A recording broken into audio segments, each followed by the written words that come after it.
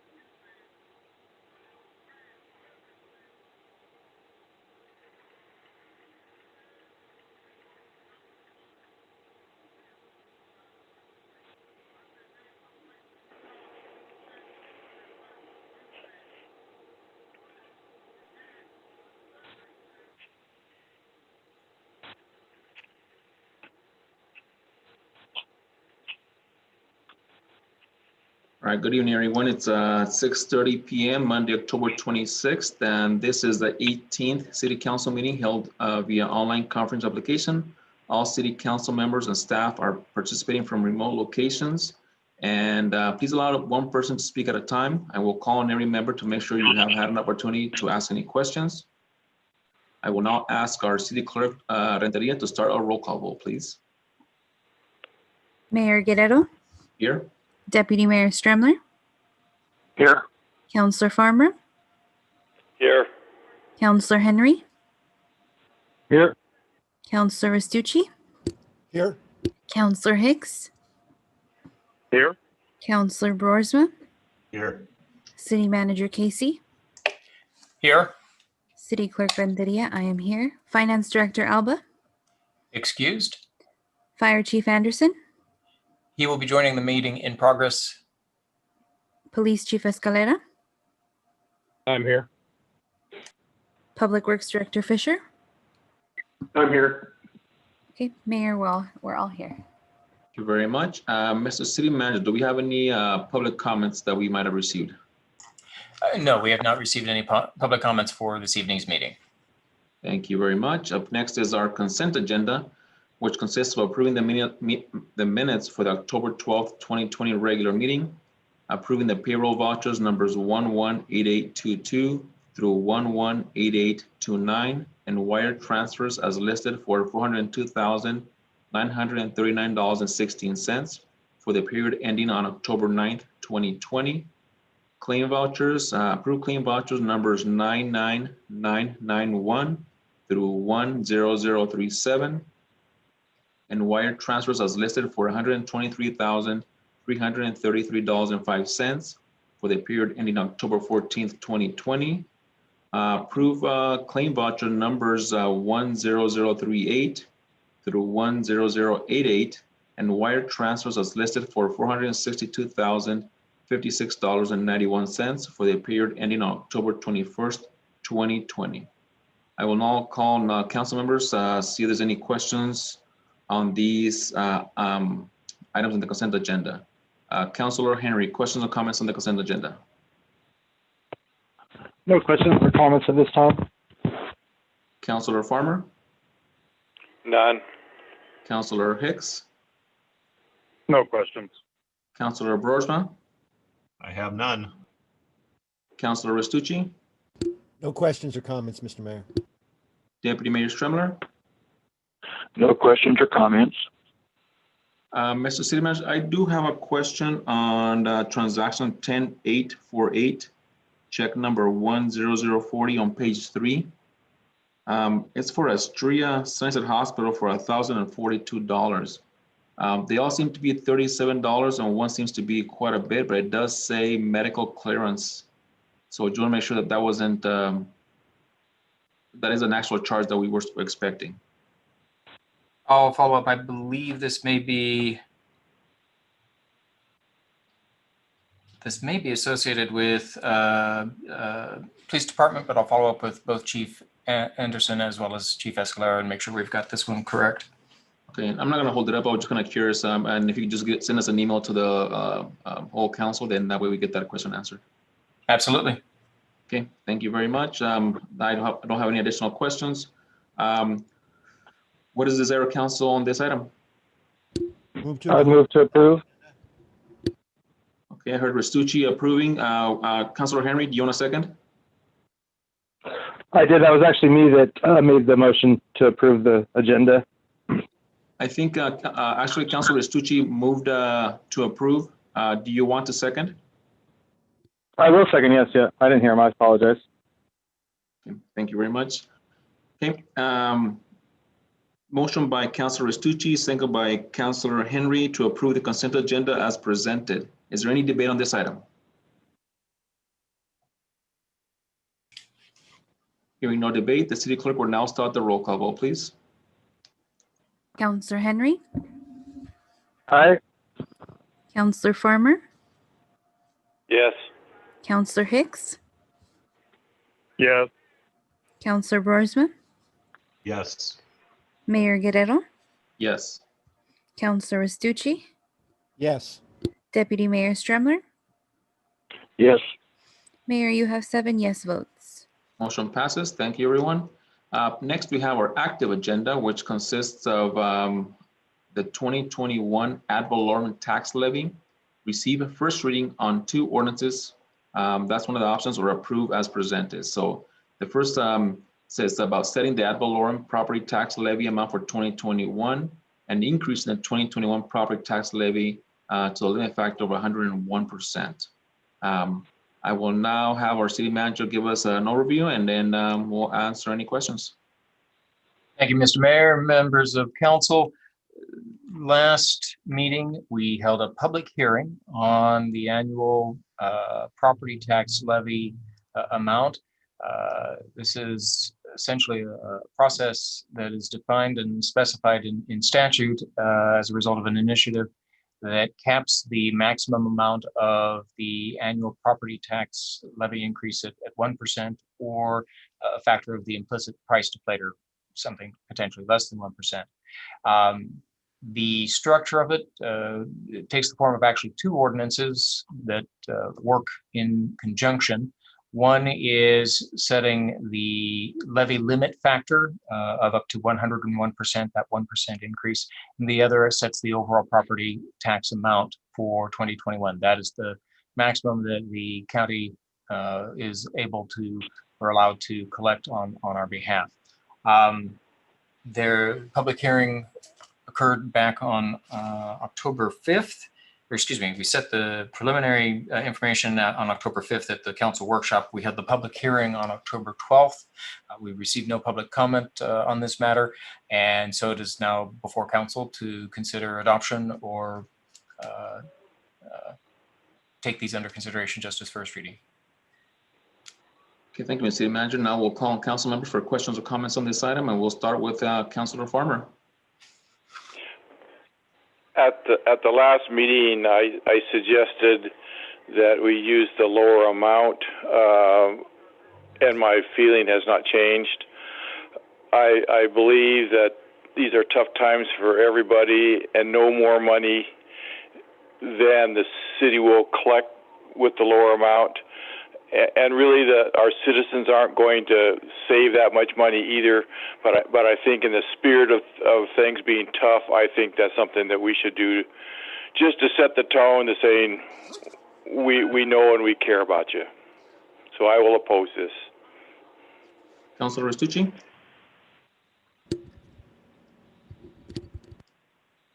Sorry about that, Mr. Mayor. Well, I disagree with Mr. Farmer. I think we're at the 101%. We need to take that 1%. There are cities in this state that don't take it. We have traditionally taken it every year. And we have very little in our coffers right now to pay for our services, and we still need to provide those services.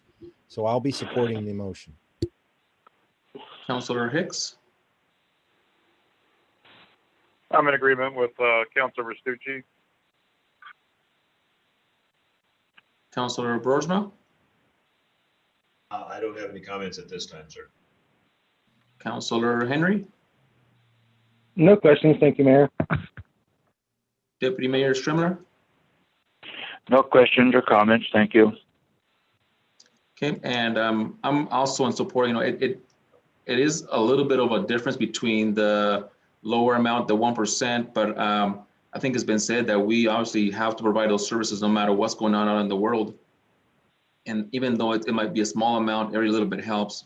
We are obviously trying to keep our budget in line and hoping for the best as far as income coming into the city. But at the end of the day, every little bit to make a difference. And this 1%, I think last time, I think looking at the math, it wasn't a whole lot of money, to be honest with you. So I am in support of this.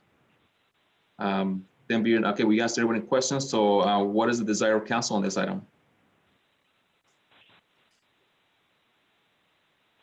I'll move to. I'll move to approve. Oh, no. John, you take it. I'll second.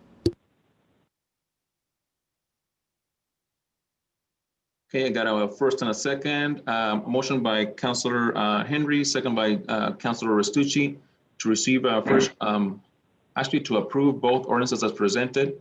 Is there any debate on this item?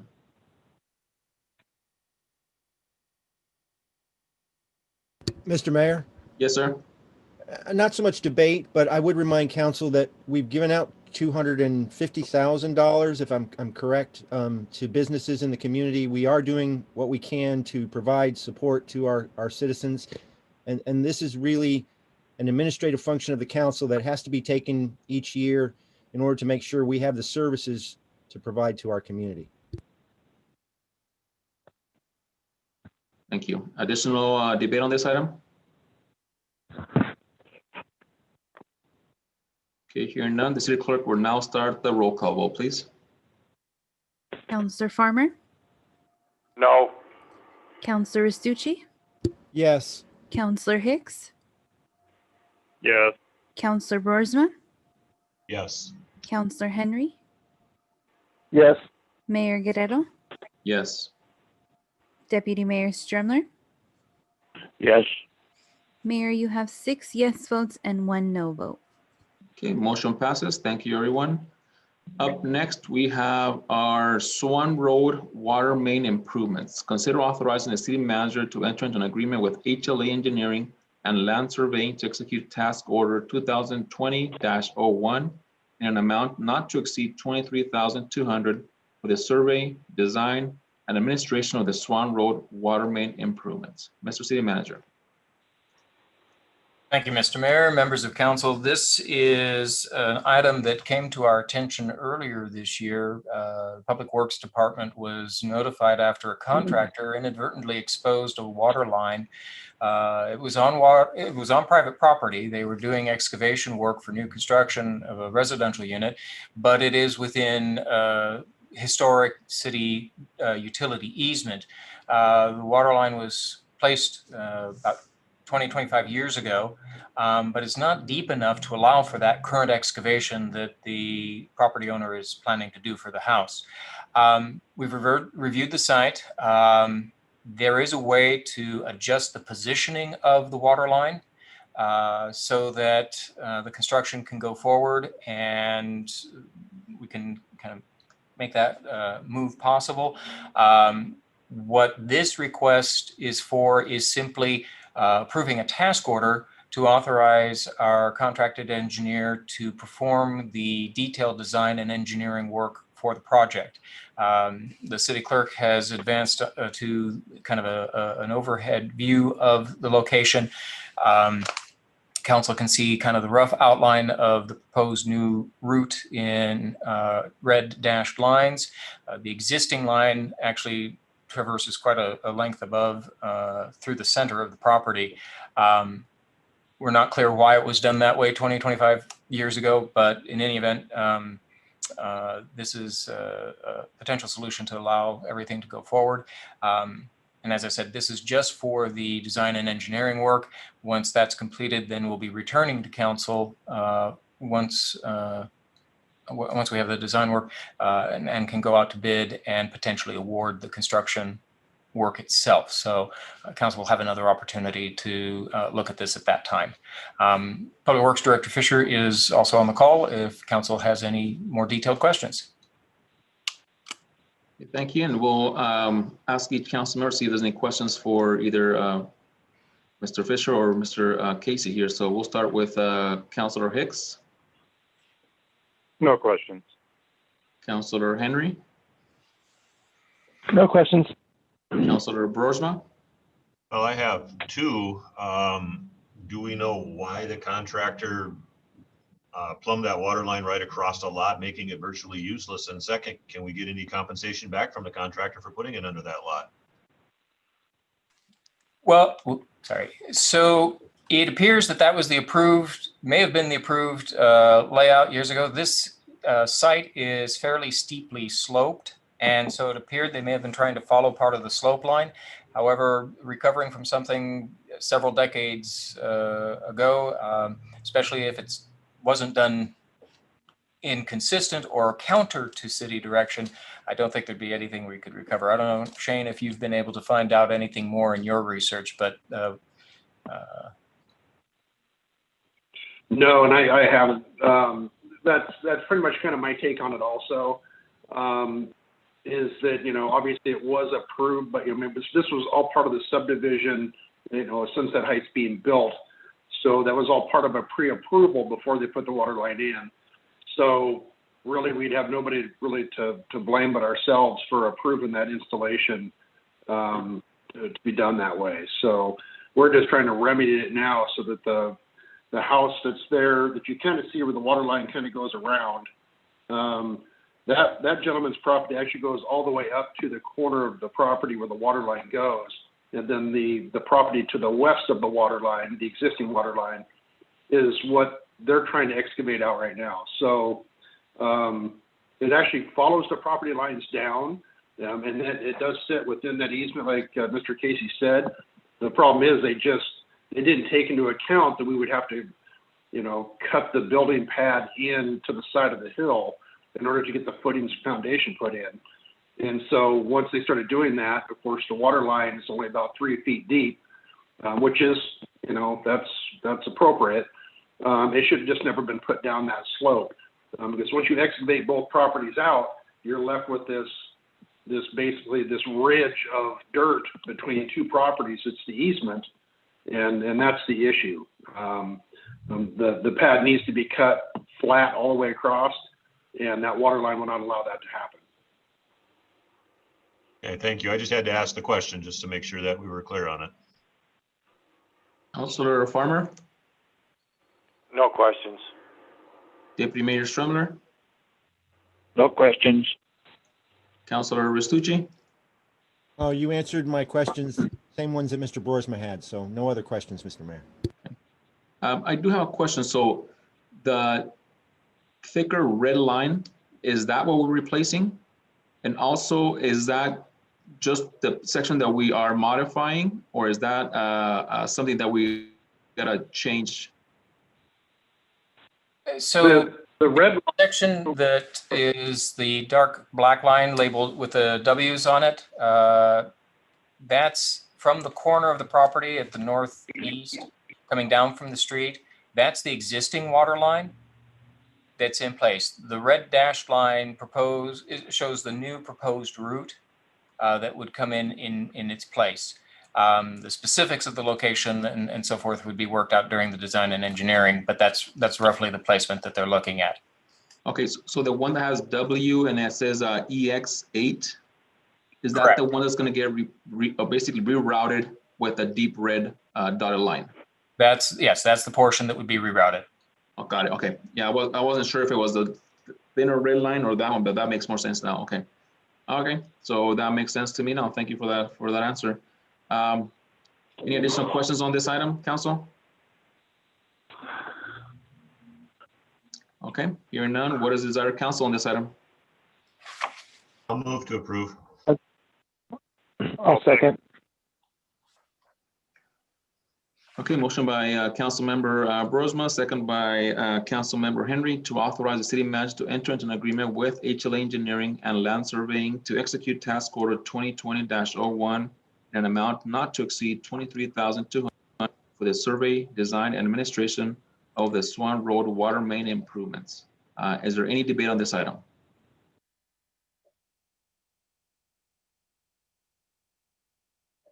Okay, hearing no debate, the city clerk will now start the roll call vote, please. Counselor Hicks, Yes. Counselor Henry, Yes. Counselor Broersma, Yes. Counselor Farmer, Yes. Mayor Guerrero, Yes. Deputy Mayor Stremler, Yes. Counselor Restucci. Yes. Thank you, Mayor. You have 7 yes votes. Thank you. Motion passes. Thank you, everyone. Up next, we have our Wheats Property LLC rezone application, RZ 2020-01. Consider adopting an ordinance approving the application to rezone a 2.88 acre parcel at 700 West Yakima Valley Highway with tax parcel number 2210 2612 411 from urban residential agriculture, which is URA, to B2 general commercial. Mr. City Manager.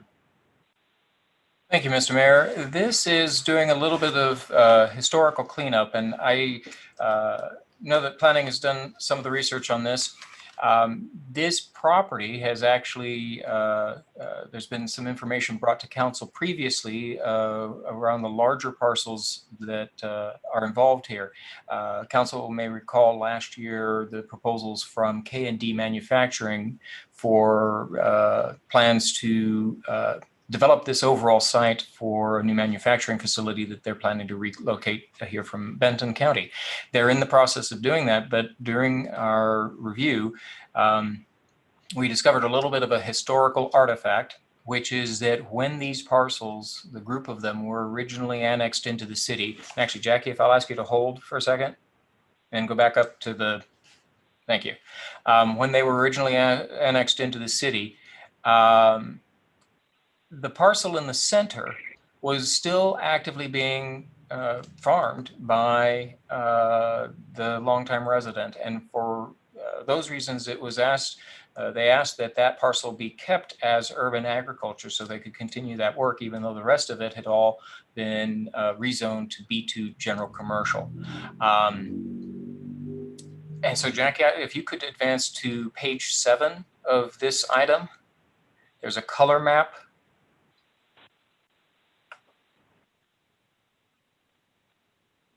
There we go. There we go. So you'll see it's kind of in an island there in the middle of B2, surrounded by a frontage parcel on Yakima Valley Highway that is B2, and then the back of the parcel going all the way up to Outlook Road is also B2. So this small site yellow is what they're requesting be rezoned at this time to the same configuration. This was brought before the Planning Commission for consideration in September. The Planning Commission held a public hearing at that time. They had no negative comments. There's no concerns expressed. After conducting the public hearing, the Planning Commission recommended going forward with the requested rezone and recommend same to the full City Council.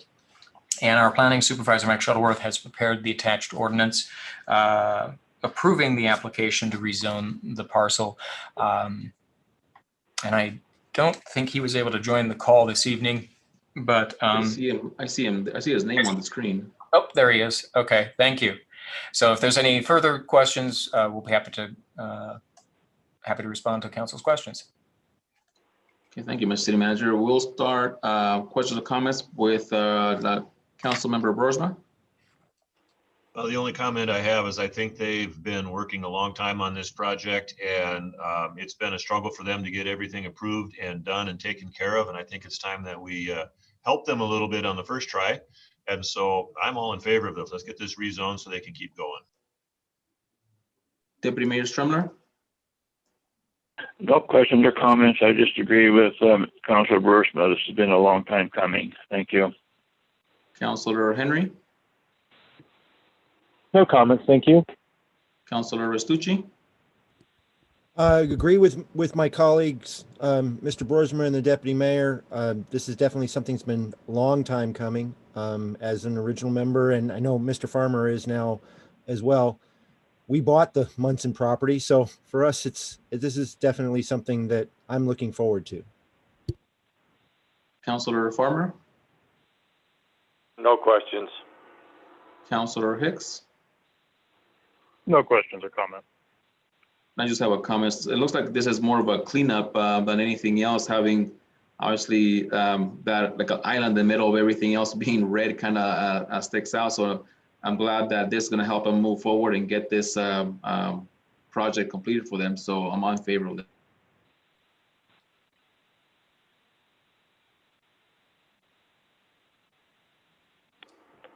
Clerk Renteria, it appears that the mayor's screen has frozen. It did freeze when we connected, so if we could give him a few seconds. Okay.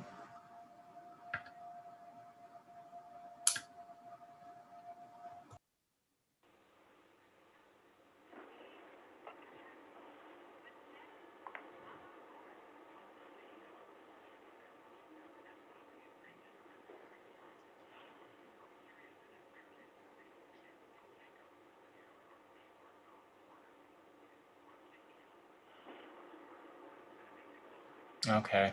It looks like he disconnected, and I'm sure he'll be back on.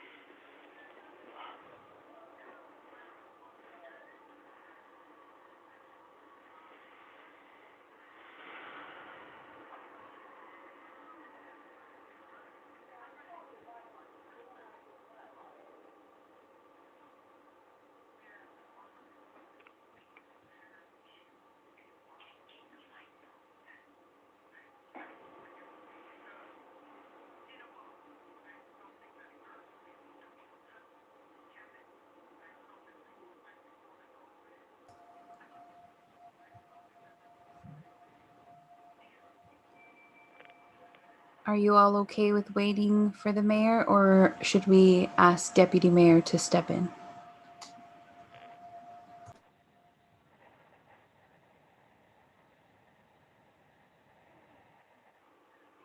If Ron's okay with moving on, I'd be okay with that. Okay, I'm okay with that if he's unable to reconnect. Let me know when you're ready. Oh, he's back on.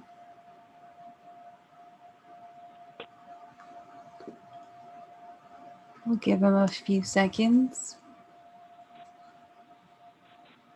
Okay, everyone, I'm back here. Sorry, my internet dropped at the office here, so I will do it through my phone, but I can still see everything. So get back to where I was at here. We were on item 3C, the Wheats property, and So how far along did we were able to get everybody's comments in? yes, everybody, you asked all council if they had any questions. Now we were just going to see what council wanted to do with this item. Thank you very much. Okay, so what is desire of council on this item? Motion to approve. Okay, I heard two people at the same time. I heard Deputy Mayor Stremler louder. Is that correct? Yes, that is correct. Okay, motion, and do I have a second? I'll second that, sir. Okay, so motion by Deputy Mayor Stremler, second by Councilmember Boersma to adopt an ordinance approving the application to rezone a 2.88 acre parcel at 700 West Yakima Valley Highway, tax parcel 221026124111 from urban residential agriculture to B2 general commercial. Is there any debate on this item?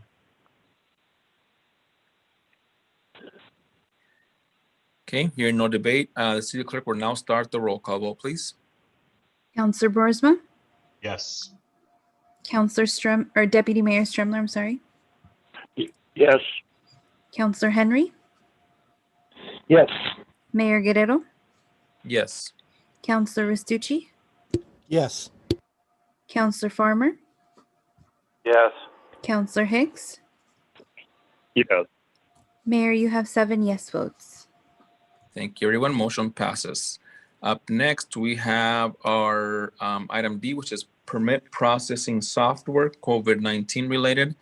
Consider authorizing the city manager to enter into an agreement with iWorkQ Systems for permit management software. Mr. City Manager. Thank you, Mr. Mayor and members of council. Sorry. Want to acknowledge from the outset the research effort that our planning supervisor, Mike Shuttleworth, has put into this.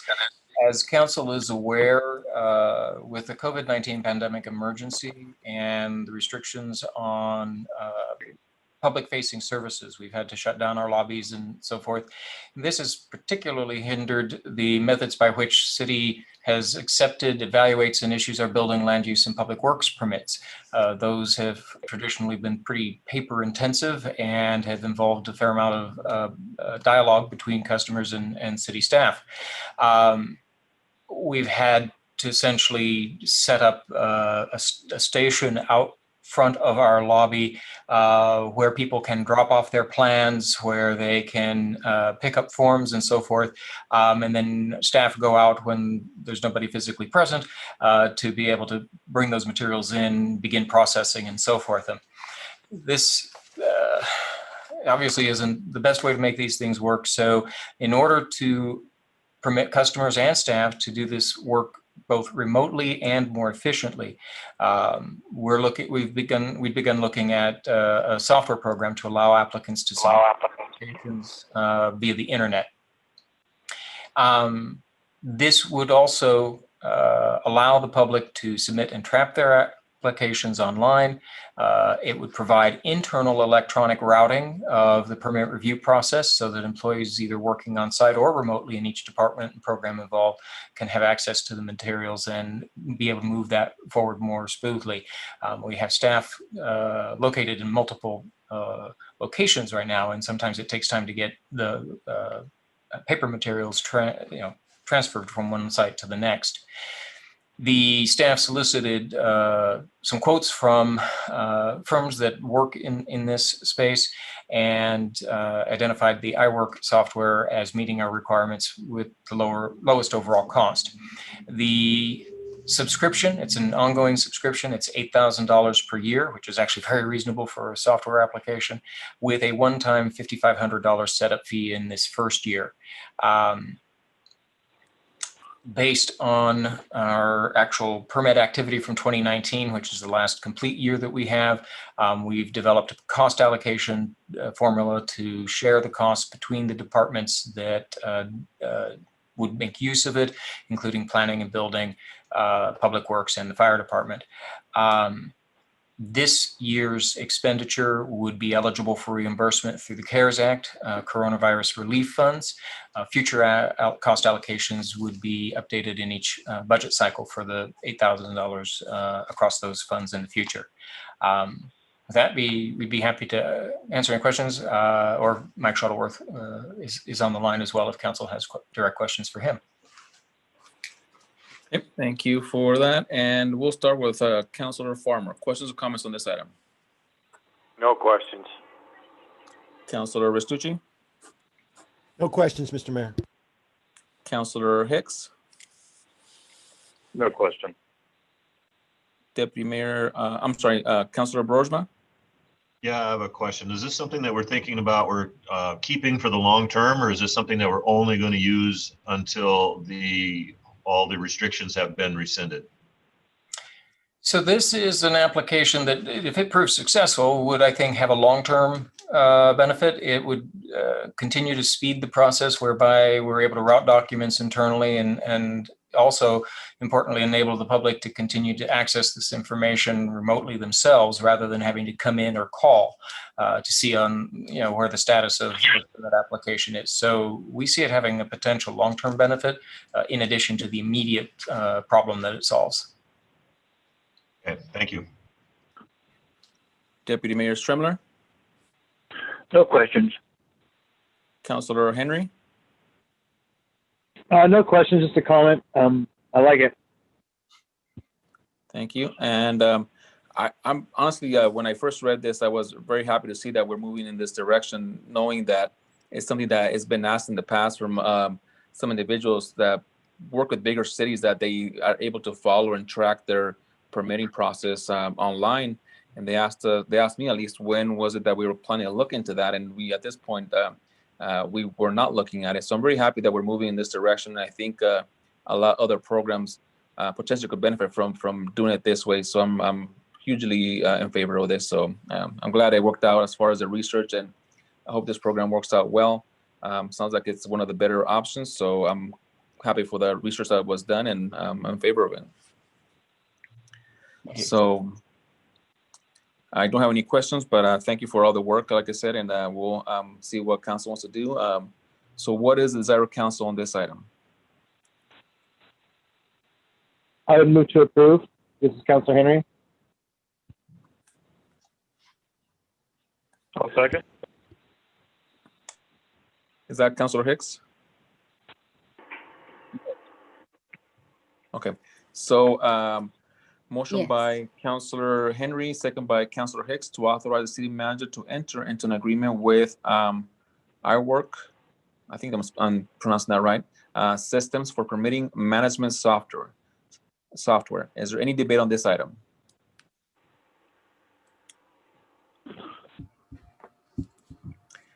Hearing no debate, the city clerk will now start the roll call vote, please. Counselor Farmer, Yes.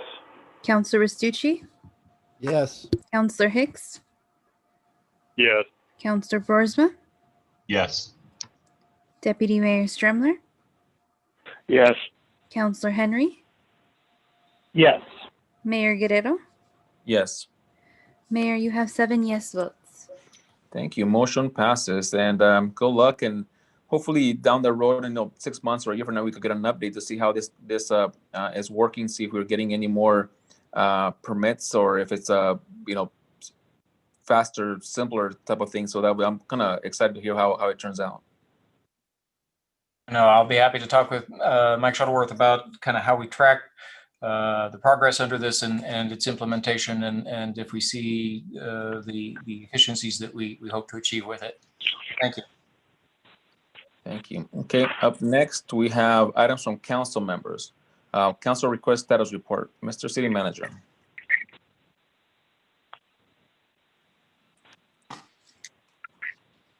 All right. With members of the we're not expecting any change in the immediate status with regard to the disabled parking. We had looked at REIT funds, although that is contingent on having a completed comprehensive plan, which we hope actually to achieve next year. So I think that was the same update that we were able to give the last time. On tree replacement, I shared with council that the trees have been installed. The 45 replacement trees have been installed on the Yakima Valley Highway between Edison and Lincoln. This is to replace trees, 45 ash trees that we unfortunately lost last year due to an ash borer wasp infestation that damaged and destroyed most of the trees. Those have all now been put in place. They're kind of set up based on the arborist from the nursery, set in place so that they'll kind of get stable and then go dormant over the winter and then leaf out in the spring. And I think the crew heard they got some happy reactions from motorists passing by. Happy to see that place, that stretch of YVH replanted. I'll also mention that the crews coordinated that because that's also been a longstanding goal for some community members to place some antique farm implements along that stretch of the road. So we made sure to coordinate with them on the placement of the trees to avoid where they're looking at eventually bringing that equipment in. So all of that was worked out in advance. And then next, there's no change. We had reached out to SVID regarding right-of-way along the stretch of the road that we're looking at installing guardrails. Public Works Director Fisher has not yet connected with them, but we'll be continuing that outreach. Let's see, it's still on. Sorry, do you have anything further on that one? No, that's pretty much where we're at on that as far as guardrail goes. I'm going to go ahead and have HLA put together a quick cost estimate, kind of do a takeoff and kind of get us a ballpark idea of what it would cost to get that guardrail installed. Just for the sake of course, myself and staff and obviously council to kind of get an idea of what that's going to look like. And then we'll obviously need to work out the right-of-way issues because of the overlapping, they've got the canal there, our right-of-way. So there's easements and stuff that are all kind of interconnected and kind of mashed together. So, and that's really what I'm waiting for right now is to be able to sit down with Ron Callan with SCID and try to work through some of that with also with HLA. So, and that's where we're at on that. Okay. On homeless, I shared an update with council last Friday. Just want to remind folks, attended the Yakima Valley Conference of Governments general membership meeting last Wednesday evening. There was about an hour-long presentation from service providers in Yakima County who are working on issues around serving the homeless. That included the Yakima County Human Services Director, Union Gospel Mission Director, Camp Hope Director, the YWC Community Outreach Coordinator, and the Program Director for Rod's House.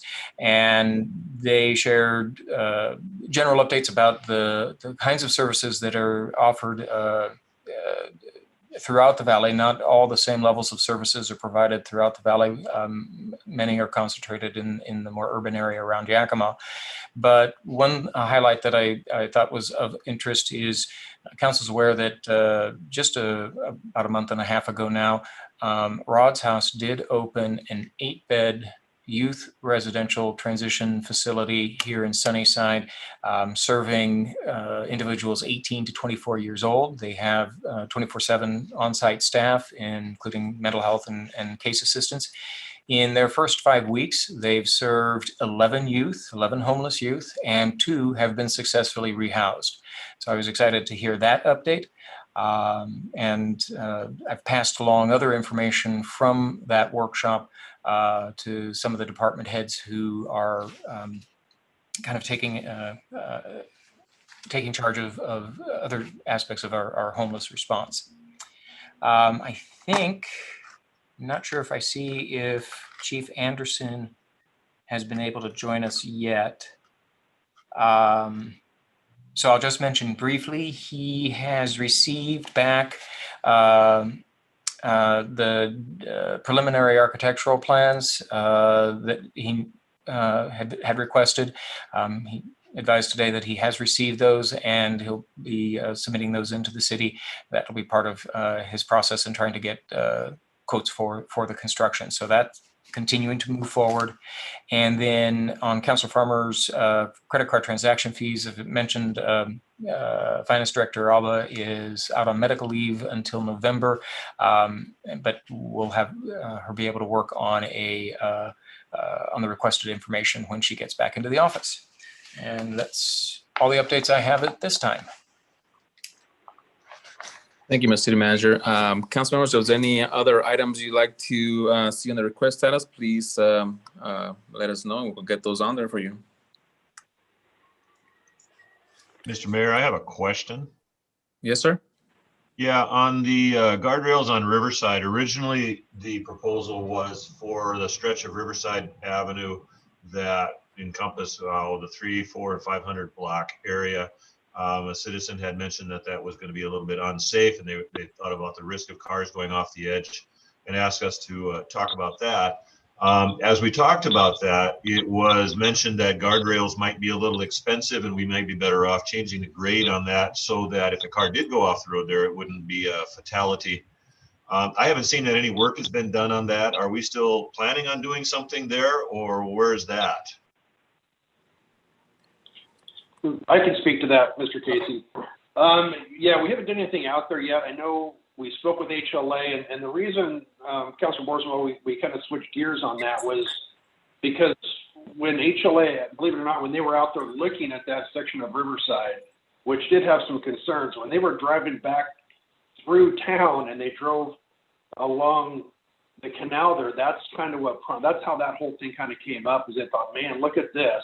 We're out here looking at guardrails, and this thing needs it worse than Riverside. So that's kind of how that kind of came about. Now, as far as the 500 or 600 feet along Riverside there, we haven't done any grading work. I have talked with HLA about possibly doing a survey out there and kind of get an idea of what kind of, because we need to figure out exactly what volume of material we're going to need, and kind of how that needs to look to try to, kind of fill in the low spots, because there is a couple of spots there. Most of them are probably okay. I wouldn't think we'd need a guardrail,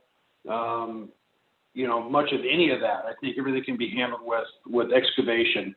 So we just haven't looked at that yet. But we certainly can if council wants me to move forward and wants me to have HLA kind of put together some numbers for us. We can certainly do that. Well, this idea was proposed to me by a resident that was concerned about that street and the sharp curves. And sooner or later, she's going to ask me. And she's about 10 or 11 years old at this point, and she's going to ask me what's going on, and I'd like to be able to give her a straight answer. Okay. Understood. Okay, so up next we have other reports, announcements, and or questions by council. And we'll start with Council Member Restucci. Nothing to report, Mr. Mayor. Thank you. Councilor Deputy Mayor Stremler. Yeah, I have just a comment. I think at the last meeting I brought up that this house on Highway 241 just south of the railroad tracks had quite a bunch of chickens that they're in a pen, but they apparently fly out of it, and I see them up on Highway 241 quite often around their fruit stand. And it was in the weekly briefing, I think, of last week that they had been contacted by code enforcement and that the chicken issue had been addressed. They're still just there, I think yesterday, still chickens running on the road and running loose around the fruit stand, and still probably 20, 30 chickens running around there yet. I don't mind so much chickens there. It's kind of out in the county, there's no houses around it, but they shouldn't be running around on the freeway or on the highway there. It's kind of a road hazard. I'll follow up. Mike Shuttleworth's on the call. He did report back that Dave had gone out, the code enforcement officer had gone out there, instructed them not to keep the chickens there. We'll make sure there's a follow-up this week. Thank you. Okay, Councilor Henry. None for me, thank you. Councilor Hicks. Nothing right now, thank you. Councilor Farmer. I have several things. I asked about feral cats several weeks ago, and I think I mentioned that one of our citizens was cited and actually threatened to go to jail, threatened to be taken to jail for trapping cats. We have a problem here in this town. Maybe we ought to put it on the status report. I don't know, but has there been anything done there? So as we shared, the current city codes don't regulate feral cats. They regulate dogs, depredatory birds, and livestock.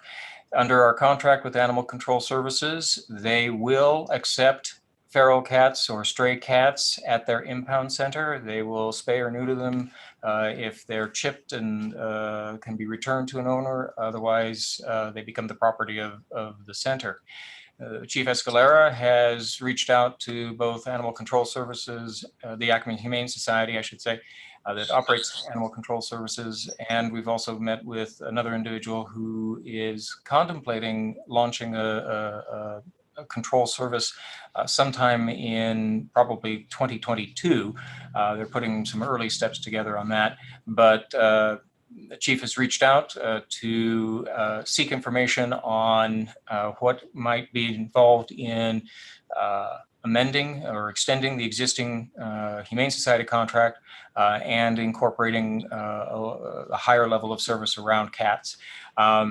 You're right. I believe that a voter initiative a few years ago criminalized or restricted the kinds of traps that can be used with animals. And so Fish and Wildlife and other enforcement and the sheriff's office may sometimes enforce on that. I don't know the particulars of this circumstance, but trapping is regulated. And in many instances, what we observe is residents feeding, putting food and water out for the cats, or caring for them in some way. The fastest and easiest ways to get the population down is stop feeding them. If they can be captured, spayed and neutered, that helps reduce the number of generations being produced. But those are some of the things we've already undertaken and will be reporting back to council once we have more information from the Humane Society. So at this particular point, when this citizen calls me, I tell her nothing yet? To live with it? At this point, I've outlined the options that are available to them. The Humane Society will accept them, but they're not really set up to be able to try to go out and capture them. Our ordinance does not currently cover going out and capturing them, nor does the contract. Okay. See, that's catch-22. You got to catch them, and the only way you're going to catch them is with a trap. There are permissible traps, but they can't be body gripping or gripping types. I don't know what this resident used or did to come to the attention of enforcement officials, but I think the Department of Fish and Wildlife. It was just a trap where they walked in, the door fell in behind them, and they couldn't get out. It was not a compression or a grab trap at all. It was just.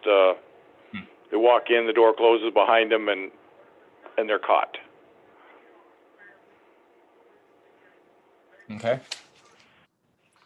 All right. So it sounds like it's going to be to be continued researched and then trying to get a solution for this. Up next, we have any additional questions, Councilor Farmer? I've got some more here also. I've got a couple more things. Go right ahead. I had another citizen contact me, and I got a letter from a insurance company that's wanting to sell insurance to repair broken water and sewer lines. I noticed they are using the City of Sunnyside logo. Matter of fact, this particular citizen asked me how we can allow a private company to come in and use our logo. And I think we're setting a very dangerous precedent here, allowing private business to use our logo. There are other companies that sell this same insurance, so we are giving some other company preferential treatment in order to allow them to put our logo on their envelope and on their correspondence to the citizens of this town. So what are we going to... So on that one, I know council approved that logo to be used for that specific purpose. So at this point, council made a decision a couple of years ago to allow this to happen. So that one is. I understand that. To say about that one because the council approved it. So you could bring it back for reconsideration. But at this point, council made a decision while you were not on council, and it stands at this point. Okay, I would like that put on the agenda. All right, I'll definitely consider that for you. Okay. My last item is, I think it was in January or February, we had a discussion at the council, is that we wish to be notified of shootings here in town. Our city manager is instructed to let us know. I don't think, and I don't know the whole situation here, but I know we are probably not being told. I just looked in the newspaper that came out this week or last week. There was 7 shootings. There were 7 reports of shots fired in 2 days in Sunnyside. Now I realize that maybe shots weren't fired, but we're not being notified, and we asked to be. And you were, I know in your email to me, you said you were going to address that tonight. Maybe is that going to happen? So council may be aware, on Monday of last week, I did do a follow-up. I'm going to try to pull the information.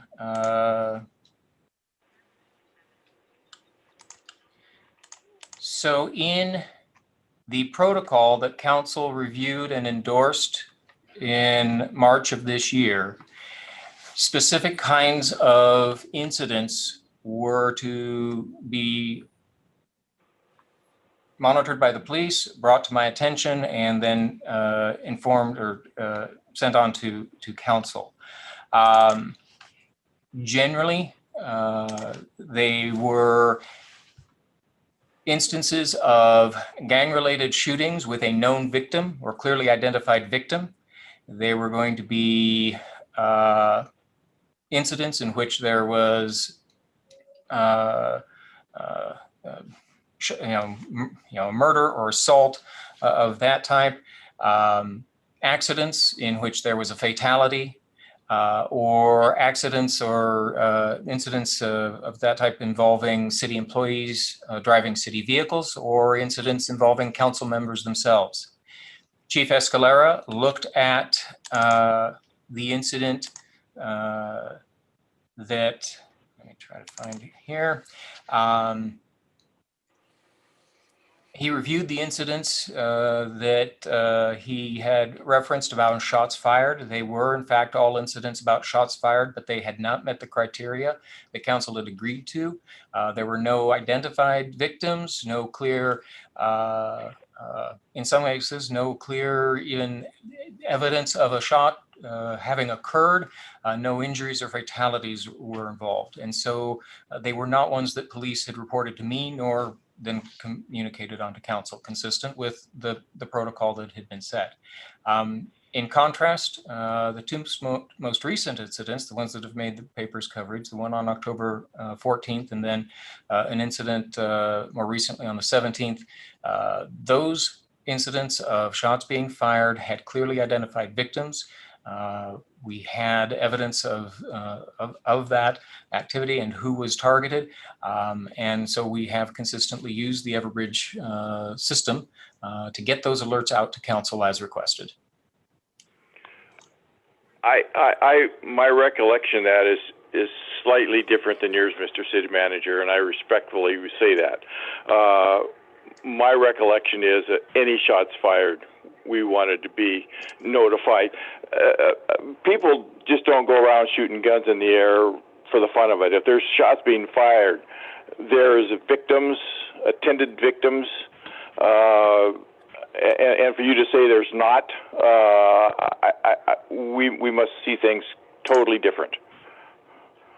And shots being fired is not going to be the average citizen. It's going to be a gang member firing. But like I am saying, that just because there was a report of shots fired doesn't necessarily mean there was.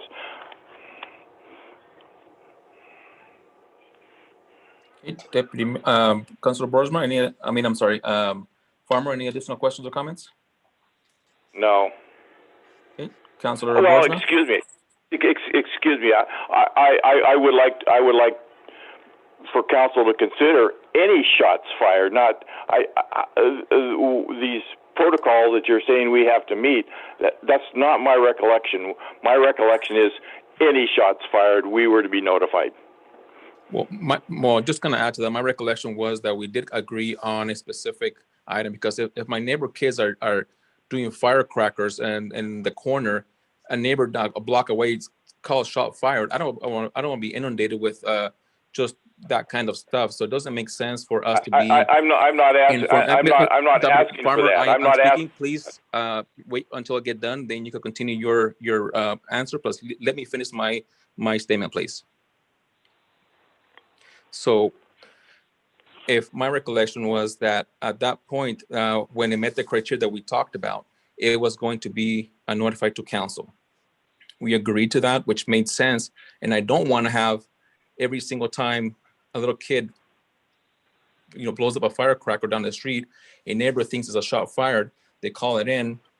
At that point, we're just getting misinformation. The police go out there and they do their research, and there's nobody reporting that their house got shot, their car got shot, their cat got shot. At this point, it's just somebody who was probably hearing fireworks or something else out in the street. So at that point, I prefer to have it the way we have it now.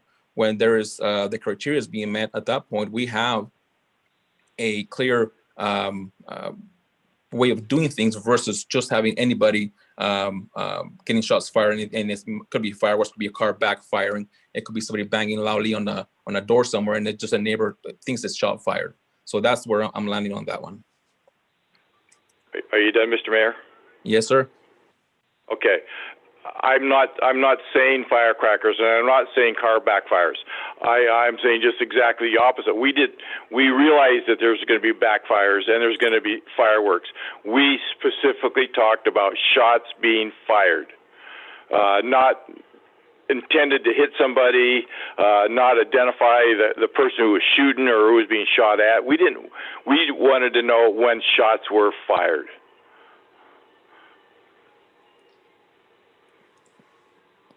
Thank you. Okay, Councilmember Boersma, any reports, announcements, or questions? I have nothing at this time, sir. Thank you. I do have a couple items. We received actually, I received an email for the Small Cities and Towns representative on the Yakima Regional Clean Air Authority Board of Directors. We had Granger Mayor Jose Trevino, who was on that board of directors, and it's expiring. The new term comes April 1st, 2021 through March 31st, 2025, and they're asking for nominations. So if any council member is interested in this board of directors, please let me know. I'll be getting a letter. Actually, I already have the nomination form. So if you are interested, please let me know. We'll definitely try to get you nominated. Again, these are for small cities. Let me see exactly what it says here. Yeah, small cities and towns, which we qualify, it looks like. And so if somebody's interested, please get a hold of me or the city manager, and we'll get this nomination form filled out and have you be part of, hopefully selected to be part of this Yakima Regional Clear Air Authority, which is, I think it's very important for us to be a part of. That way we have clean air in our area, and whatever else, the burn bans and everything that they implement, we can be a part of that decision-making process. So if somebody's interested, please let me know as soon as possible, and we'll get this sent in. I believe it looks like it's coming in November 2nd or so. So as soon as that becomes official, we'll fill out the form and send it in. It looks like we got to return it by November 20th. So if anybody's interested, please let me know as soon as possible.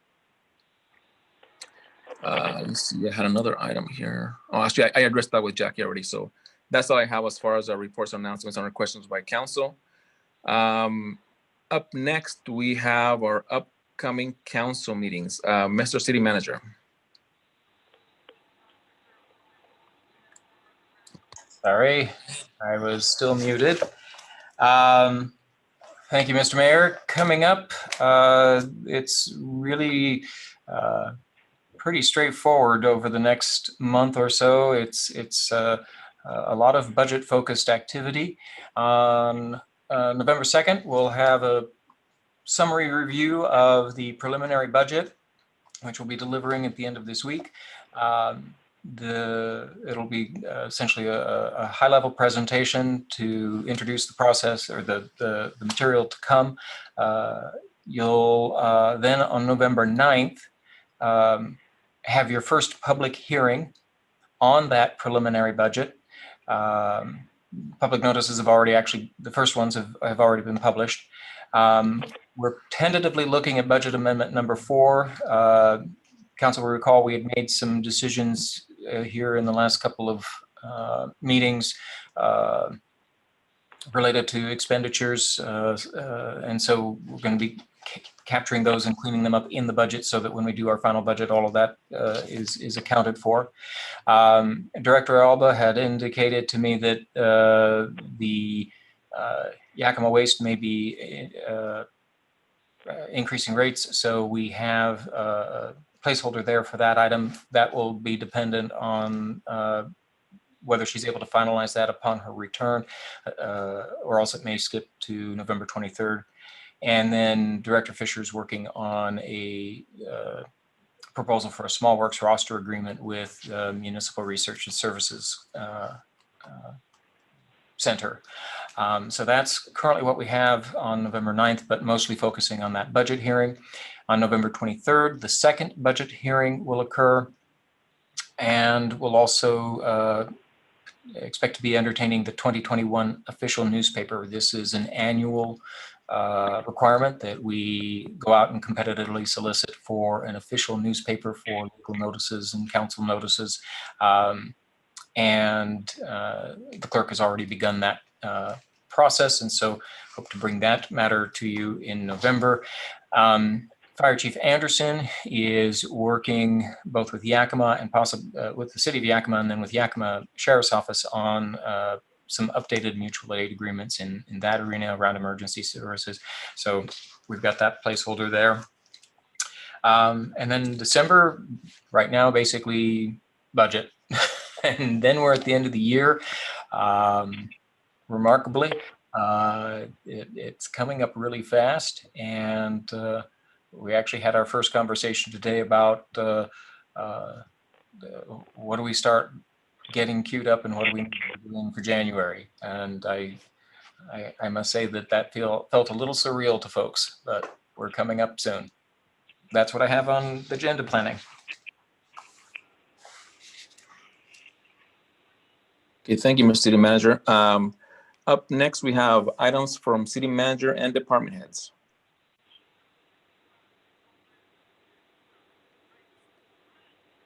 Mr. City Manager.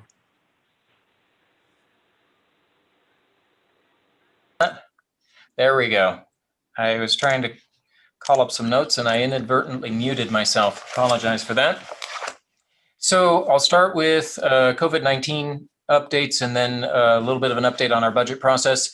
As of today, Yakima County has reported 12,850 COVID-19 cases and 244 deaths.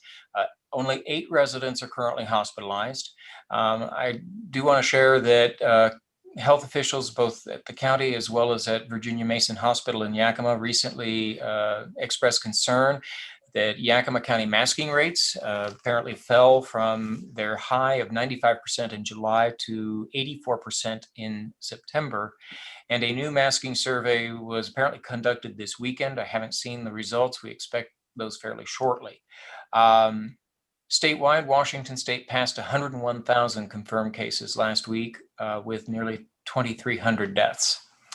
Coming up, MTI mobile testing events will take place at the Sunnyside Community Center coming up tomorrow, October 27th in the early morning hours, October 28th also in the morning, and then 3 events currently scheduled in November 4th, 12th, and 18th.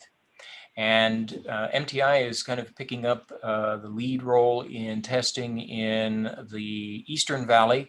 In the Western Valley, the Yakima Health District is standing up a locally based effort to test up to 500 residents per day at State Fair Park. And I think that's starting up this week as well.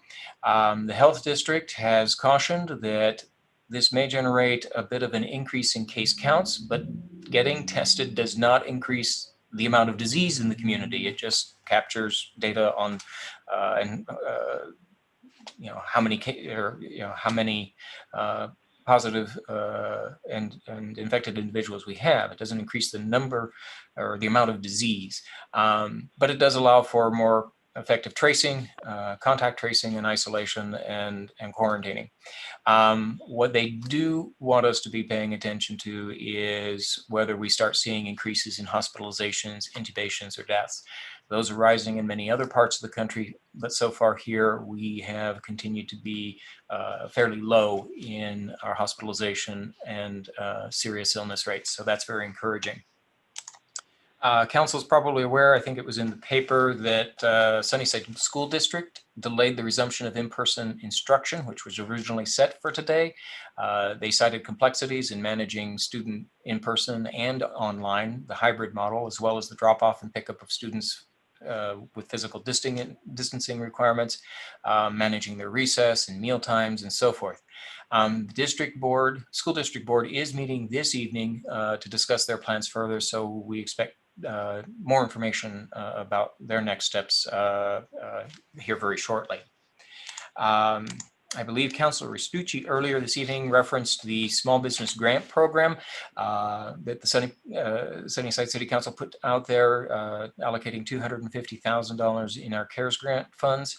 The Yakima County Development Association, which is administering that grant program for us, reported to me that about 200 Sunnyside small businesses applied for those grants. They are now going through the process to validate and score those applications. They do have to clear out any applications, for example, that came in from businesses that may have Sunnyside zip codes, but actually are located outside the city limits. This only applies within the city limits, for example. YCDA will then notify the selected recipients, who must then sign and return an agreement. Since this is federal grant funds, they have to return an agreement. And once the YCDA gets the agreements back, then they will be able to issue a check to that business. We are on track to process all the grants by November 30th in order to submit for our full CARES reimbursement. On budget, I just mentioned, I think already, Finance Director Elizabeth Alba will be out on medical leave through November 3rd. I have enlisted help from our Finance Supervisor, Delilah Sines, our HR Assistant, Victoria Hernandez, and from Public Works Director Shane Fisher to help complete our essential budget tasks. We've also obtained some support from the county and from our finance software provider Bias. As we've discussed before, this is a challenging budget year due to the uncertainties arising from the COVID-19 pandemic. Another challenge for us is we're just emerging from years of various financial stresses in parts of our budgets. Even so, last year, Council adopted a plan to achieve a stable fund balance in the general fund by setting aside an additional $250,000 in reserves each year. And so far, we've been able to keep to those commitments, and it's our intention to continue to do so. And staff have worked very hard this year to keep tight control on our spending so that we have as healthy a fund balance going into 21 as possible. We remain confident that we're going to be able to meet Council's goals and deliver a balanced budget proposal at the end of this week. And with that, I've got let's see, a quick update. I think that's it on my updates. Let me see if who's joined. Let's start with department heads with Director Fisher. I don't really have anything new related to bring up. Just basically, as Martin spoke of on budget, I'll be working with Delilah this week. I also got a few little items in my, of course, capital budget, which is enterprise funds, which are healthy and in good shape. So be working with her over the next day or two to get those final numbers put in. And other than that, that's all I have. Okay. Thank you. Chief Escalera. Not a lot for me. Just that we have our truck or treat coming up this week, so it's on the 29th. We're all anxious to see how that's going to go. I think it's going to go very well, and they put a lot of work into that and time. So, again, that's going to be a Gollop landing, and it's going to requires some road closure there at Highway 241 in Edison in order to prevent, cross traffic coming through. So it's going to be flowing in from the far east end of Gallop Landing and exiting on the west end and going right back out Edison to YDH again. So there is a loop, so you can expect to see some of that happening that evening. So other than that, I don't have anything else other than budget. All right, I'm seeing a couple phones on the participant list that I don't recognize. I'm not sure if one of those is Chief Anderson. He had been called away before the meeting and had hoped to join in progress. Are either of those phones Chief Anderson? I'm thinking not, so it doesn't sound like he's been able to join us. Clerk Renteria, do you have any updates on your behalf?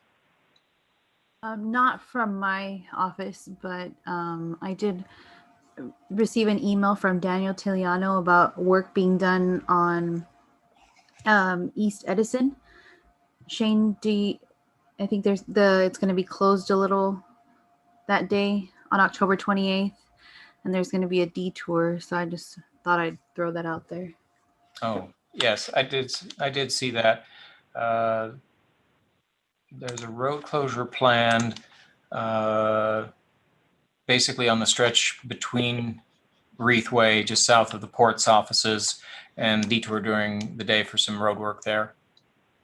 I can make sure that, I think that got sent to all city, but I'll double check that and make sure that gets out. Mr. Casey, real quick.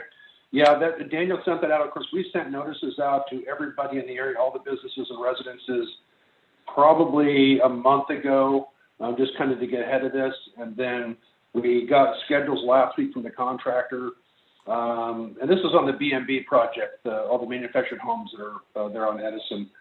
And so I had Daniel go out and touch base with all the businesses on Friday, let them know, Integrity Driving, the port, obviously, and the business up and down the Orange Dairy, to let them know.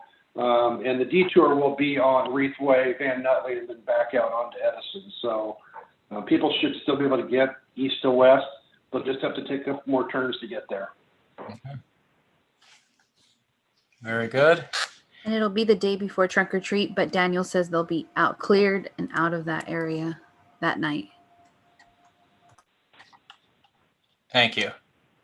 And I think that's it for the department. Oh, I do see Planning Supervisor Mike Shuttleworth is on the phone. If you've got any updates you'd like to share with council.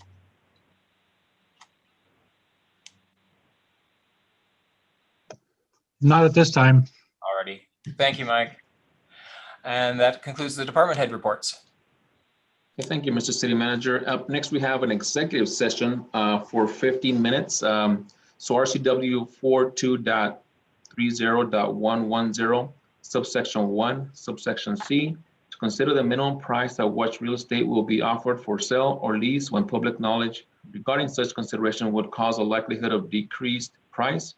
However, final action selling or leasing public property shall be taken in a meeting open to the public. There's possible action on this item for tonight. I will now ask the City Clerk, do we have our realtor present tonight, Mr. City Manager? Our listing agent? Yes. I was going to say, I see a line here that ends in 100, and I know that Mr. Hodkinson's phone number ends in 8100, so I think I heard him Yes, say. that is me. Oh, excellent. Perfect. All right, well, thank you. I will now ask the clerk to place all guests in the virtual waiting room during our executive session, which is going to take approximately 15 minutes. Again, price, or the final action selling or leasing public property shall be taken in a meeting open to the public, which we're doing now. What is the desire of council on this item? I move that the city manager be authorized to enter into negotiations with the potential leaser. Second? I'll second. Okay, so the motion is by Councilmember Hicks, second by Councilmember Stucci, to approve a resolution to authorize the city manager to enter into an intent to lease agreement with MLS Company, Inc. I think that might have been on Alma Realty, more likely. Is that right, Mr. City Manager? MLS Company is the buyer on the purchase and sale agreement. Buyer. Thank you very much. Okay, MLS Company, Inc. And further, to authorize the city manager to negotiate, sign, and execute a lease in accordance with the terms and conditions specified by council. Is there any debate on this item, council members?